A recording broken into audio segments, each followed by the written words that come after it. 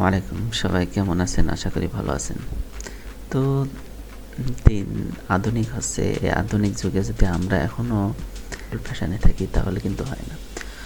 তো সেরকমই একটা জিনিস ফাইল ট্রান্সফার করা কম্পিউটারে এর থেকে মোবাইল থেকে কম্পিউটারে ফাইল ট্রান্সফার করা জেনে আমরা অনেক রকম ঝামেলা পোহাতে হয়। যেমন হলো অনেকে কেবল ব্যবহার করি, অনেকে শেয়ারিং ব্যবহার করি, অনেকে বিভিন্ন ধরনের জিনিস ব্যবহার করি। কিন্তু কেবলে অনেক সময় ঝামেলা হয়, কেবল থাকে না। সহজ পদ্ধতিতে কীভাবে দ্রুত ফাইল ট্রান্সফার করবেন কম্পিউটারে, সেই বিষয়ে আজ কথা বলবো। চলুন দেরি না করে শুরু করা যাক। তো সেটা করার জন্য প্রথমে আপনার মোবাইলে যাবেন। মোবাইলে যাওয়ার পরে মোবাইলে প্লে স্টোরে যাবেন। প্লে স্টোরে যাওয়ার পরে প্লে স্টোরে সার্চ বারে লিখবেন WTF সার্ভার বা FTP সার্ভার, যে কোনো একটা লিখলেই হবে। লেখার পরে এই যে প্রথমে যেই ফাইলটা আসছে ওয়াইফাই FTP সার্ভার, এই ফাইলটা, এই সফটওয়্যারটা আপনার মোবাইলে ইনস্টল করতে হবে। তো আমার যেহেতু ইনস্টল করা আছে, আমি আর ইনস্টল করলাম না। আপনাদের যাদের প্রয়োজন হবে ইনস্টল করে নেবেন। তো ইনস্টল করার পর আমরা এই সফটওয়্যারটা ওপেন করব।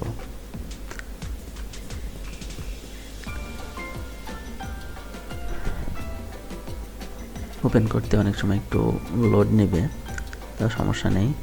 ওপেন করার পর সফটওয়্যারের ভিতরে ইন্টারফেসটা এমন দেখাবে। তো আমরা কি করব, আমরা সিম্পলি স্টার্ট বাটন যেটা আছে, স্টার্ট বাটনে আমরা ক্লিক করব। একটা স্টার্ট বাটনে ক্লিক করার পর এখন সফটওয়্যারটা স্টার্ট হয়ে গেল, ঠিক আছে। উপরে দেখেন একটা ওয়াইফাই চিহ্ন ইনেবল হয়ে গেছে। তো এবার আমাদের কম্পিউটার যেতে হবে। কম্পিউটারে আমরা হলো কম্পিউটারে যে দিস পিসি যেটা আছে, ফাইল ম্যানেজার যেটা বলে আর কি, ওটাতে যাব। ওটাতে যাওয়ার পর আমরা যেটা করব, গুরুত্বপূর্ণ যে কাজটা, এখান থেকে আশা করব সবাই মনোযোগ দিয়ে সহকারে দেখবেন। যদি মিস করেন তাহলে কিন্তু পরবর্তীতে ঝামেলায় পড়বেন, আপনি ফাইল ট্রান্সফার করতে পারবেন না। তো সেজন্য ভিডিওটি সম্পূর্ণ দেখবেন। তো এরপর আমরা যেটা করব সেটা হলো, এই যে এখানে আমরা যখন এই সফটওয়্যারটা স্টার্ট করলাম তখন নিচে দেখেন এখানে একটা জিনিস ওপেন হয়েছে, ঠিক আছে। যেমন সার্ভার ইউআরএল, তারপরে আরও কিছু পাসওয়ার্ড, অ্যানোনিমাস অ্যাক্সেস, এগুলো অনেক কিছু আমাদের এখানে শো হয়েছে। তো আমরা এখান থেকে আমাদের প্রথম যেটা আছে সার্ভার ইউআরএল, এটা আমাদের লাগবে, ঠিক আছে। ভালো করে লক্ষ্য করবেন, এটা আমাদের কী করতে হবে, এটা আমাদের এই যে এখানে দিস পিসি একটা সার্চ বক্স মতন আছে, কম্পিউটার চিহ্ন যেখানে, এর পাশে দিস পিসি লেখা, এর পাশে আমরা একটা ক্লিক করব। ক্লিক করলে কিন্তু এখানে একটা এডিট অপশন চালু হয়ে গেছে, ঠিক আছে। তো আমরা কি করব, আমরা সিম্পলি দিস পিসি এটা কেটে দেব। এখন এটা ফাঁকা হয়ে গেল। এখানে আমরা লিখব সার্ভার ইউআরএল যেটা এনে আছে সম্পূর্ণ আমাদের লিখতে হবে। তো আমরা কি লিখব, FTP, তারপরে একটা হাইপেন আছে, তারপরে হলো স্ল্যাশ আছে দুইটা, ঠিক আছে। তারপরে আমরা কি দেব, 192 সার্ভার ইউআরএল যেটা, তারপরে ডট, তারপর 168 ডট, তারপরে 10, তারপরে ডট, তারপর 26, তারপরে আরেকটা হাইপেন, ঠিক আছে। এরপরে হলো 22 21,